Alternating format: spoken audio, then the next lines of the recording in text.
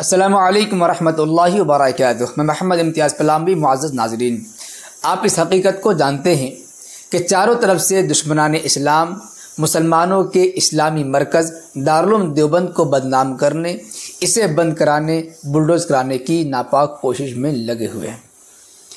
अभी आपने देखा एक हफ़्ता पहले दारुल उलूम देवबंद का एक फ़तवा है ग़ज़वा-ए हिंद के मुतालिक। बहुत ही छोटा मुख्तसर फ़तवा है, सिर्फ हदीस के हवाले दिए गए हैं, कोई तफसीरा नहीं किया गया।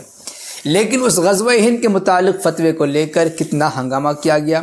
दारुल उलूम देवबंद को बंद कराने की बात कही गई, बुलडोज़र चलाने की बात कही गई, इसके ख़िलाफ़ एक्शन लेने की बात कही गई। लेकिन हर बार की तरह इस बार भी अल्लाह रब्बुल इज़्ज़त ने अपना करम फरमाया और दारुल उलूम देवबंद पर कोई आँच नहीं आई। अरबाब दारुल उलूम देवबंद ने पूरी वजाहत की और जो इंतज़ामिया ने इनकी बात मान ली, सुन ली।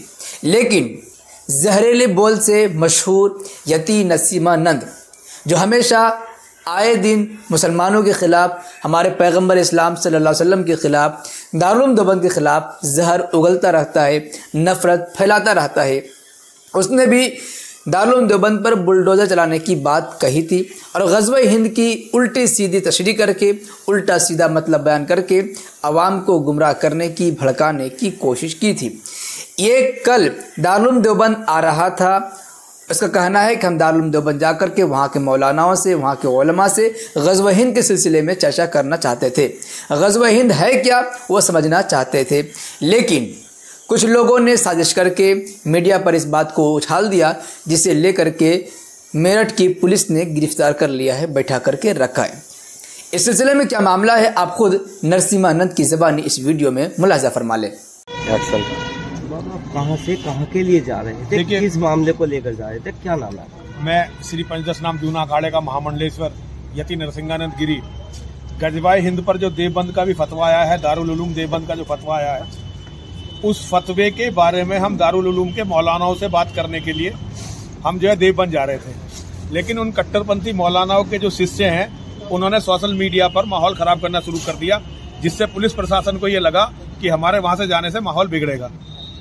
तो इन्होंने मेरठ पुलिस ने हमें वहाँ जाने से रोक दिया है और यहाँ बैठा रखा है। तो आगे पुलिस का क्या कहना? और देखिए, पुलिस का कहना कुछ नहीं, अभी तो पुलिस वाले कुछ कह नहीं रहे, अभी तो हमें बैठा रखा है। अब जो ये चाहे जेल भेजें या वापस, जो इनकी मर्जी हो वो अलग बात है। लेकिन ये अलोकतांत्रिक है, हम केवल वहाँ शांति प्रिय ढंग से बात करने जा रहे थे। लेकिन इसमें पुलिस की गलती मैं नहीं मानता, पुलिस प्रशासन की गलती नहीं मानता। मौलानाओं ने माहौल बिगाड़ा सोशल मीडिया पर, जिससे पुलिस को मुझे रोकना पड़ा। मुअज़्ज़ज़ नाज़रीन, इसने दावा तो ये किया है कि ग़ज़वा-ए हिंद के मुतालिक समझना चाह रहा था, ग़ज़वा-ए हिंद के मुतालिक चर्चा करने के लिए दारुल उलूम देवबंद जा रहा था। लेकिन कुछ लोगों ने सोशल मीडिया पर ऐसी बातें उड़ा दी, जिसकी वजह से पुलिस को लगा कि इसके जाने से हंगामा होगा और मेरठ की पुलिस ने गिरफ्तार कर लिया। गिरफ्तार क्या कर लिया, उसे जाने से रोक दिया। बहरहाल सच्चाई यही है कि यह बंदा वहाँ पर जाकर कोई बातचीत नहीं करता, सिवाय फितना फसाद करने के और कुछ नहीं करता। इससे पहले कई मरतबा इस तरीके से जहरीले बोल चुका है, दारुल उलूम देवबंद के खिलाफ उल्टी सीधी बकवास कर चुका है। यहाँ तक कि इस पंडित को यह हकीकत मालूम है कि पूरी दुनिया में अगर इस्लाम फैल रहा है, इस्लाम फूल रहा है, इस्लाम की कोई सच्ची तर्जुमानी कर रहा है, तो वह है दारुल उलूम देवबंद। इसने अपने वीडियो में भी इस बात का इकरार किया है, खुलेआम कहा है।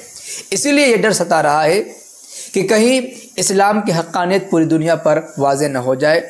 इसलिए ये दारुल उलूम देवबंद, जो कि इस्लाम का किला है, इस्लामी मरकज़ है, उसे बदनाम करने की कोशिश में लगा हुआ है।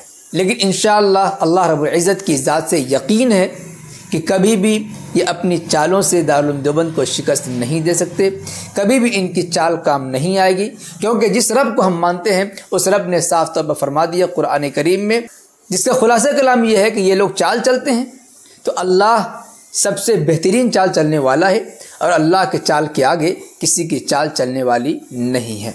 मुअज़्ज़ज़ नाज़रीन, आप अपनी राय कमेंट बॉक्स में ज़रूर लिखें, वीडियो को लाइक करने के साथ खूब शेयर करें ताकि दुनिया तक ये हकीकी और इस्लामी पैगाम पहुँच सके। शुक्रिया, जज़ाकल्लाह। अस्सलामु अलैकुम वरहमतुल्लाहि वबरकातुहू।